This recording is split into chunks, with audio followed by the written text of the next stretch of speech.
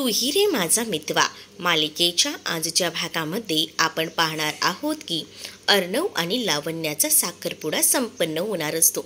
त्यामुळे आता लावण्याच्या चेहऱ्यावर हसू असतं, पण अर्णव बिचारा खूप जास्त टेन्शनमध्ये असतो. कारण त्याला हा साखरपुडा खरं तर लावण्यासोबत नाही तर ईश्वरीसोबत करायचा असतो. म्हणूनच तो मनापासून या साखरपुड्यासाठी तयार नसतो. पण लावण्या मात्र या सगळ्यामध्ये खूप जास्त खुश असते. खरं तर अर्णवचा हातसुद्धा पुढे त्या अंगठी घालण्यासाठी देण्यासाठी पुढे होत नसतो. पण ही लावण्या त्याचा हात अलगद पुढे करते आणि त्याच्या बोटात अखेरीस रिंग घालते. त्यामुळे घरात असणाऱ्या सगळ्यांनाच आनंद होतो, अंजली सोडून. त्याचबरोबर अर्णव मात्र या साखरपुड्यामुळे अस्वस्थ असतो. पुढे आपल्याला पाहायला मिळतं, जी लावण्य असते ती मनात म्हणत असते की अखेरीस माझं प्रेम जिंकलं, मला जे हवं होतं ते मला मिळालं. आणि त्याच वेळेला आता ते खूप जास्त आनंदात असते. मात्र अर्णव या सगळ्यामुळे नाराज असतो. तर तिकडनं सांगितलं जातं की चला आता अभिनंदन तुमचं. राकेशसुद्धा खूपच खुश असतो, कारण त्याच्या मार्गातला काटा दूर झालेला असतो, त्यामुळे त्याला आनंद झालेला असतो. दुसरीकडे आता मामा आणि अंजली ह्यांना खूप जास्त राग आलेला असतो जे काही चाललंय या गोष्टीचा. तर लावण्य मात्र खुश असते आणि मनात विचार करत असते की मी जे ठरवलं होतं, माझं प्रेम होतं ते मला मिळालं. आता अर्णव तू माझ्यापासून लांब जाऊ शकत नाही. हे सगळं काही लावण्याचं मनातल्या मनात सुरू असतं. तर त्यानंतर सांगितलं जातं की चला आता एकमेकांचं तोंड गोड करा बघू. अर्णव तर शांतच बसलेला असतो. लावण्य त्याच्यातला एक लाडू घेते आणि अर्णवला भरू लागते. तर अर्णव हा मूड नसताना सुद्धा त्या लावण्याच्या हातून तो लाडू खातो. आता अर्णवला सुद्धा सांगितलं जातं की तुम्ही सुद्धा भरवा. अर्णवचं खरं तर मन नसतं, पण काय करणार, आता सगळे सोबत बसलेत म्हटल्यावर त्याला काही ना काही तर हे उद्योग करावेच लागणार असतात. त्यामुळे खरं तर तो खूप जास्त अस्वस्थ असतो. पुढे आपल्याला पाहायला मिळतं, खरं तर अर्णवला सतत ईश्वरीची आठवण येत असते आणि त्याच आठवणीत तो हरवलेला असतो. दुसरीकडे राकेश हा आता घरातून निघालेला असतो. इकडे तर साखरपुडा संपन्न झालेला असतो आणि म्हणूनच तो आता घरातनं निघालेला असतो. तो बाहेर पडल्या आता बाबांना फोन करतो आणि बाबांना फोन करून सांगतो की मी आताच देवळातून बाहेर पडलो आहे. म्हटलं शुभ कार्य आहे आज आपल्या घरात, तर लगेच देवळात जाऊन यावं ना, म्हणूनच देवळात जाऊन आलोय. आता हे काय तुमच्याचकडे यायला निघालोय, असं काहीसं तो आता म्हणत असतो. त्यावर ते म्हणतात की ठीक आहे, या तुमचीच आम्ही वाट बघत आहोत, असं बोलून ते आता खुश असतात आणि त्यांनी आता फोन ठेवलेला असतो. तर राकेश आता त्यांचा तो पालन करता असतो, त्यांना कॉल करतो आणि त्याला सांगतो की तुम्हाला सांगितलं वेळेवर या, वेळेवर नाही आलात ना तर प्रॉब्लेम क्रिएट होतील, उगाच तसं काही करू नका, पहिल्यांदाच सांगतोय मी तुम्हाला, असं बोलून तो ओरडत असतो. तर त्यानंतर इथे बाबा म्हणत असतात की राकेश जे निघाले आहेत ते येतच असतील, आपण आहे ना पटकन सगळं काही आवरून घेऊया. तर दुसरीकडे आता राकेश जो आहे तो फोनवर बोलत असतो आणि तो सगळं काही त्या सानी मास्तर यांना सांगत असतो. म्हणजेच तिथे आपल्याला वेळेवर पोचायचे, आधीच उशीर झाला आहे, उगाच लेट करू नका, असं या सगळ्याबद्दल तो इन्फॉर्मेशन देत असतो. आणि तेवढ्यातच आता इकडे दुसरीकडे ईश्वरीला तयार करून बाहेर आणलं जातं. ईश्वरी खरंच खूप गोंडस दिसत असते. घरात सगळ्यांनाच तिचा हा लूक खूप जास्त आवडतो. आई तर अक्षरशः तिची दृष्टच काढतात आणि म्हणतात की खरंच खूप छान दिसतेस इशू तू. त्यावर इशूला सुद्धा बरं वाटतं.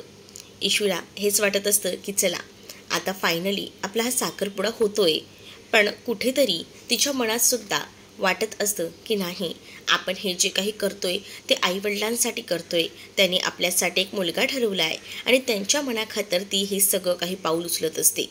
दुसरीकडे साने मास्तर आता राकेशकडे आलेले असतात.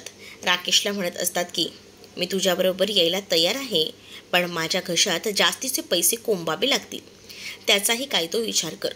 म्हणजे काय ना, मी तुला आधीच सांगतो, मला ना हे एवढं सगळं करायला जमणार नाही, त्यासाठी एक्स्ट्रा पैसे लागतील आणि त्याचीसुद्धा व्यवस्था तू करावी असं मला वाटते, असं देखील ते आता म्हणत असतात.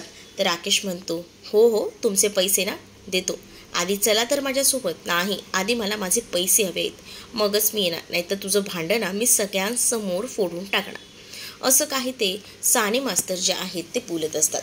आणि जेव्हा ते हे सगळं काही बोलतात ना, तेव्हा मात्र राकेश त्यांना म्हणतो देणार तुमचे पैसे, अक्षरशः तोंडातनं सुद्धा बाहेर पडणार नाहीत ना, इतके पैसे तुमच्या तोंडात मी कोंबणार आहे. तर तो म्हणतो, हे सगळं काही त्याने सांगितल्यावर ते म्हणतात की ठीक आहे, असं म्हणत असशील तर चालतंय, चल मग आपण निघूया, तसंही आता उशीर होतोय ना आपल्याला जायला. असं बोलून आता ते तिकडनं जायला निघतात. परंतु राकेशच्या मनात भलतंच काहीतरी असतं. साने मास्तर बिचारे सांगत असतात की त्यांना अजून पैसे वाढवून हवे आहेत, पण राकेश हा त्यांचा काटा काढायचाच ठरवत असतो. तर पुढे आपल्याला पाहायला मिळतं, राकेश त्यांना म्हणतो की चला आताच्या घडीला का होईना चला माझ्यासोबत, म्हणजे कसं ते बरं पडेल ना, उगाच उशीर नको व्हायला आपल्याला तिथे जायला, सगळेच जण तिथे वाट बघतायत. त्यानंतर तिकडनं ती लोक जायला निघतात. तर दुसरीकडे मात्र आता जो अर्णव असतो तो विचार करत असतो. रूममध्ये जातो, त्याला सारखी आता ईश्वरीची आठवण येत असते. म्हणजेच ईश्वरीसोबत जे जे प्रसंग त्याने घालवले होते ते सगळे प्रसंग पहिल्यापासूनचे त्याला आठवतात. म्हणजेच गाडीवरना ईश्वरीसोबत गेलेला असताना कशी त्याची फजिती झाली होती आणि हा सगळा प्रसंग त्याच्या डोळ्यासमोर येतो.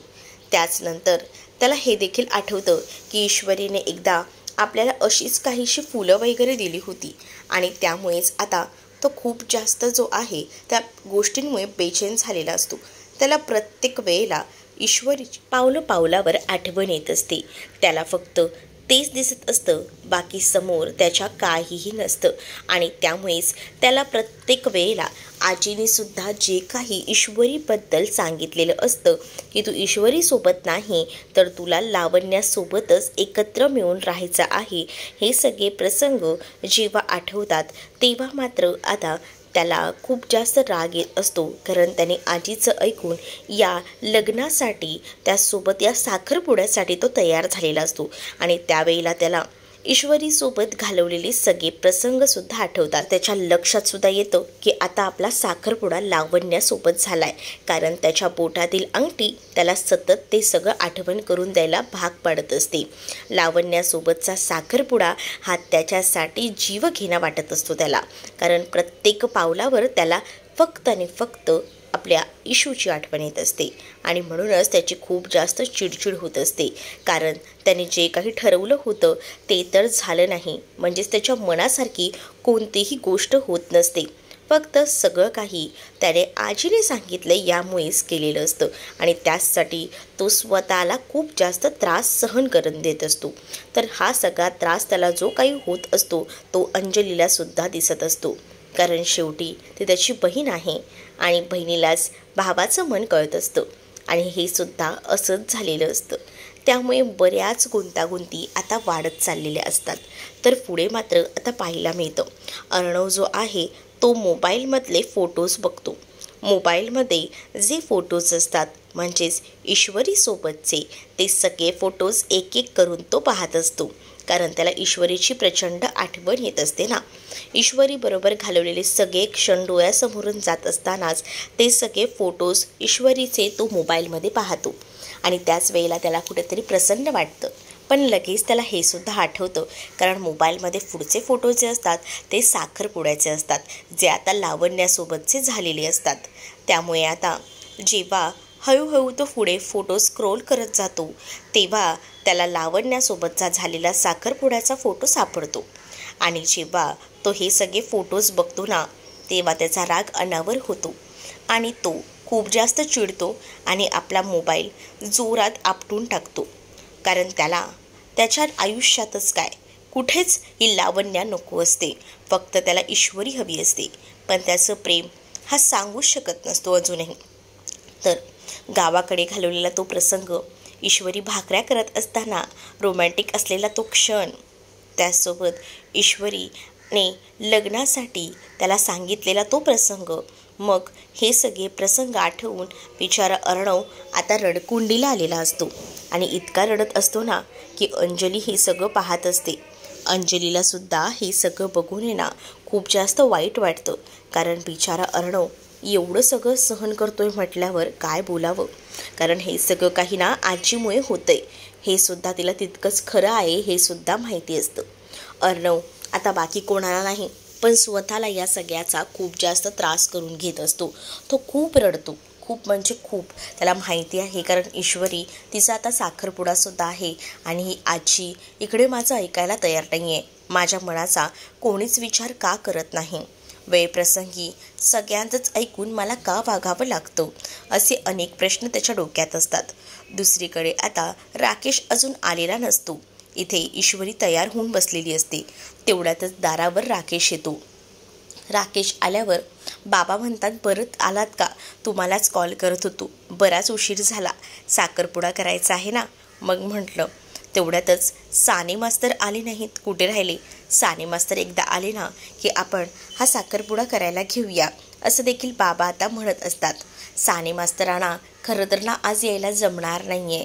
ते म्हणाले की तुम्ही हा साखरपुडा उरका, कारण ना ते डायरेक्ट आता आपल्या लग्नातच भेटतील, तेव्हा ते नक्कीच येतील. पण आज आहे ना त्यांना यायला नाही जमणार आहे, असं देखील आता तो सांगू लागतो. तर बाबा म्हणतात, पण असं कसं? कारण तुमच्या बाजूने ते एकटेच होते ना, तुम्ही कसे एकटेच आहात, मग ते असले असते तर बरं झालं असतं, असं काहीसं बोललं जातं. त्यावर राकेश म्हणतो, ते नाही आहेत तर मग आपण साखरपुडा कॅन्सल करूया का? तसं असेल तर सांगा, मग आपण साखरपुडा पोस्टपोन करूया, असं मुद्दाम तो बोलतो. त्यांना तर माहिती आहे की ही लोकं काही पोस्टपोन करणार नाही साखरपुडा, आणि म्हणूनच हे सगळं काही त्याचं सुरू असतं. पण लगेचच आत्या बोलते की नाही नाही राकेशची काहीच गरज नाही त्या सगळ्याची, आपण हा साखरपुडा उरकून घेऊया, कारण मुहूर्तही चांगला आहे. तर राकेश म्हणतो, मास्तर आहेत ना, त्यांना एक इमर्जन्सी काम आलं म्हणून ते येऊ शकले नाही, पण त्यांनी त्यांचे आशीर्वाद माझ्या पाठीशी कायम ठेवलेले आहेत, त्यामुळे काळजी करू नका. नेक्स्ट वेळेला जेव्हा लग्न असेल ना, तेव्हा ते लग्नाचा मुहूर्त काढायला बाकी लग्नाच्या सगळ्या तयारीला येणार आहेत, असं मला म्हटले आहेत, असं देखील आता सांगितलं जातं. त्यावर बाबासुद्धा म्हणतात की ठीक आहे. मग आम्हाला थोडं वाईट वाटत होतं की तुमच्याकडनं कोणी नाही ना, म्हणून म्हटलं फक्त. त्यावर राकेश लगेच म्हणतो, अहो असं काय करताय, तुम्हीसुद्धा माझ्याचकडचे आहात ना, म्हणजे तुम्हीसुद्धा माझ्याच घराचे आहात, माझे फॅमिली मेंबर्स आहात, मग असं नका म्हणू. असं बोलून तो आता सगळ्यांच्या मनात जागा निर्माण करायचं काम करत असतो. दुसरीकडे ईश्वरीकडे त्याची नजर जाते. ईश्वरी ही छान तयार झालेली असते. तर आता ईश्वरी आणि त्याचसोबत इकडे जो राकेश असतो त्यांचा आता साखरपुडा होणार असतो, म्हणूनच त्या दोघांनाही आता बसवलं जातं. दोघंही जण पाटावर बसलेली असतात. पण आता जेव्हा हा साखरपुडा होणार असतो ना, जेव्हा जे काही विधी असतात ते सुरुवातीला होत असतात, तेव्हा मात्र ईश्वरीला सतत आठवण येत असते सुद्धा अर्णवची, आणि ती विचार करते की हे असं का होतंय, म्हणजेच माझा आता साखरपुडा जो आहे तो राकेशजींसोबत होतोय, मग मला प्रत्येक क्षणाक्षणाला अर्णवजी का आठवत आहेत? तर हाच विचार करत ती आता बसलेली असते. तिचं पूजेमध्ये सुद्धा लक्ष लागत नसतं. जशी तिकडे अर्णवची अवस्था असते ना, तशीच इकडे अवस्था या इशूची सुद्धा झालेली असते. पण इशू अजूनसुद्धा स्वतःला ओळखू शकत नसते. तिला पण आता अर्णवसोबत घालवलेले सगळे प्रसंग आठवतात.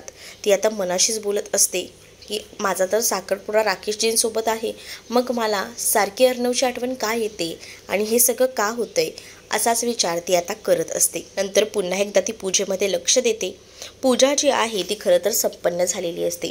आधी जी काही ईश्वरीने साडी नेसलेली असते ती खरं तर माहेरून दिलेली असते, पण आता येताना खरं तर नवीन साडी जी आहे ती राकेशने आणलेली असते, आणि तसे ते नियमच असतात. आता दुसरीकडे आपल्याला पाहायला मिळतं, आजी जी आहे ती रूममध्ये बसलेली असते, आणि तेवढ्यातच अंजली तिथे येते.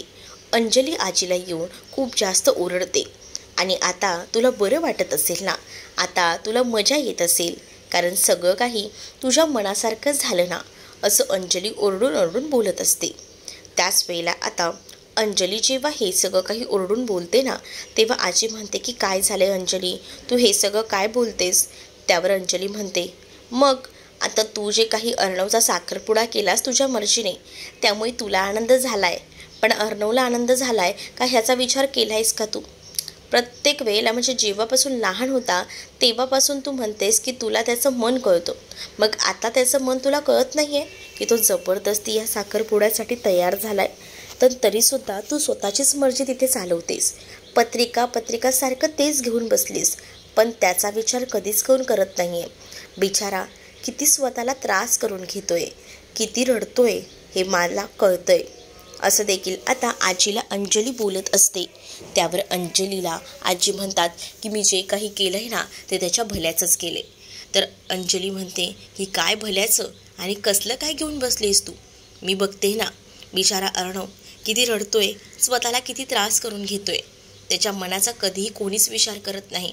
आजी तू तर नाहीच ग, तू तर फक्त म्हणतेस, पण त्याच्यासोबत तू वाईटच वागलीस. बिचारा हे सगळं तुझ्यासाठी सहन करतोय, पण आज त्यांनी मनाविरुद्ध जाऊन त्या लावण्यासोबत साखरपुडा केलाय. त्याच्या मनात सुद्धा नव्हती ती, पण तू काय ते पत्रिकेचं खूळ घेऊन बसलीस ना, सारखं पत्रिका पत्रिका, त्यामुळेच हे सगळं झालंय. आजी आता अंजलीवर आवाज चढवतात आणि अंजली बस, शांत हो, कारण माझा निर्णय झाला आहे. मी ठरवलं आहे लावण्या आणि त्याचसोबत अर्णवच योग्य आहेत आणि मी त्यांची पत्रिका पाहूनच हा निर्णय घेतलाय, असं देखील आजी पुन्हा एकदा म्हणतात. पण अंजलीला खरं तर अर्णवची झालेली अवस्था बघवत नसते आणि म्हणूनच अंजली जो काही जाब विचारायचा आहे तो आता आजीला विचारायला आलेली असते, कारण तिला प्रचंड राग येत असतो.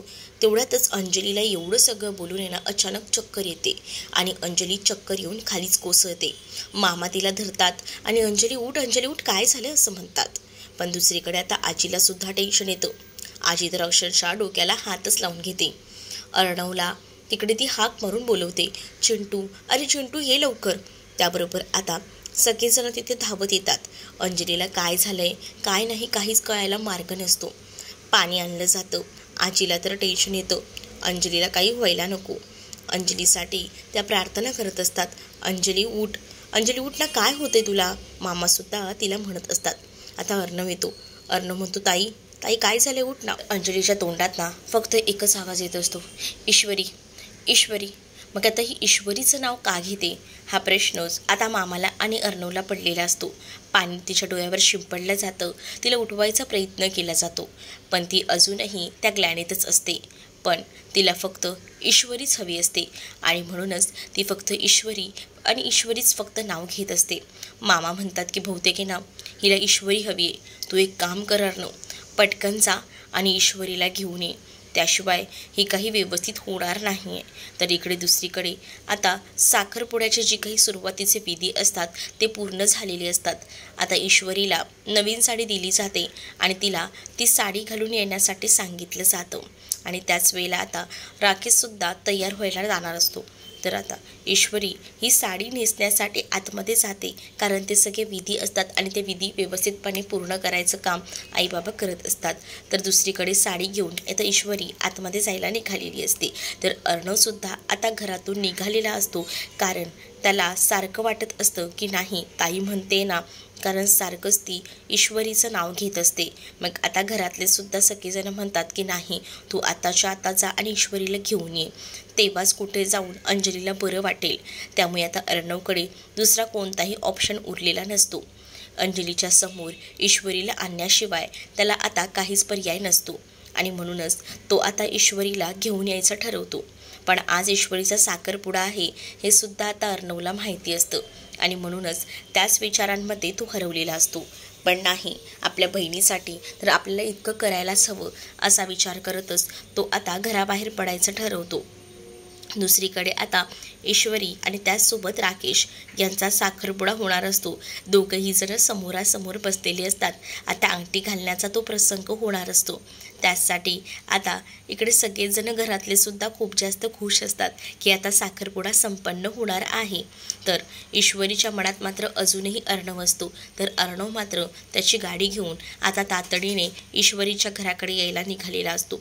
एकदम फास्ट ड्रायव्हिंग करतो तो, कारण अंजलीला होणारा त्रास हा त्याला दिसत असतो आणि त्याचसोबत लवकर जर मी पोचलो तर ईश्वरीला घेऊन पुन्हा अंजलीकडे जाईन हेच त्याला वाटत असतं आणि म्हणूनच तो जायला निघालेला असतो. दुसरीकडे आता साखरपुडा सुरू असतो.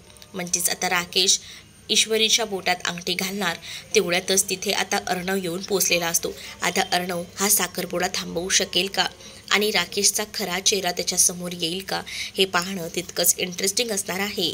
तुम्ही जर आपल्या चॅनलवर नवीन असाल तर आपल्या चॅनलला नक्की सबस्क्राईब करा. त्याचसोबत कमेंट करून सांगा की हा भाग कसा वाटला आणि व्हिडिओ आवडला असेल तर व्हिडिओला लाईक नक्कीच करा. चला तर मग भेटूया पुढच्या भागामध्ये.